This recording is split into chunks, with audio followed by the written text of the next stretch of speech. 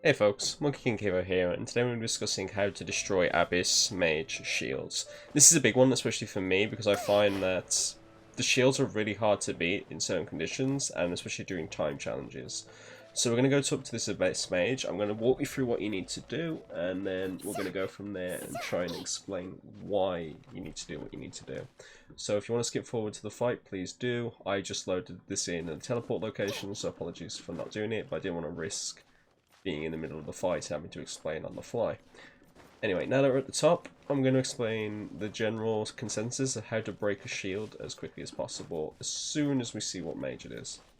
Okay, so by the colour, I know that mage is ice or water, so you have to think about the elements and the elemental implications. You don't want to be just swinging or hitting it with your weapon, it's not going to work. At the same time, the higher elemental mastery, the better. So for instance, I've got 42 and 53 on my elemental mastery here, and I'm going to focus on using elemental mastery in order to break this as much as possible. So we're going to go up to the Abyssal Mage, like so. I can see his ice, so now I know I got to use either electric or fire.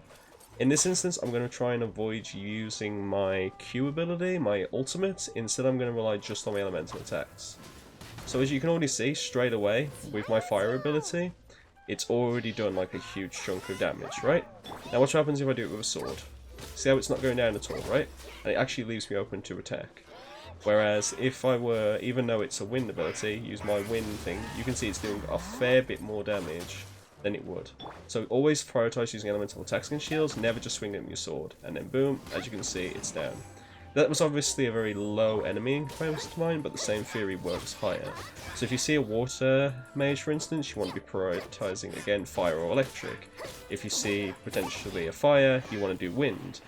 But unfortunately, depending on which character you're using, certain abilities might not work. For instance, if I go against a fire mage here with this and do this, it does do a bit of damage, but not much because it's still classified as a close combat. So ideally I want to be using something like Vendi and doing ranged attacks in order to get the shield down quicker.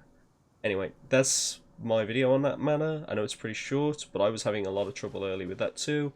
So just to clarify, use elemental attacks, focus on getting your elemental mastery on all of your main party up as possible. Like as you can see, I got 0, and if you need to know how to do that, go onto my channel and I will be able to explain it there in the video there. Anyway, thanks for watching, I'll see you in the next video.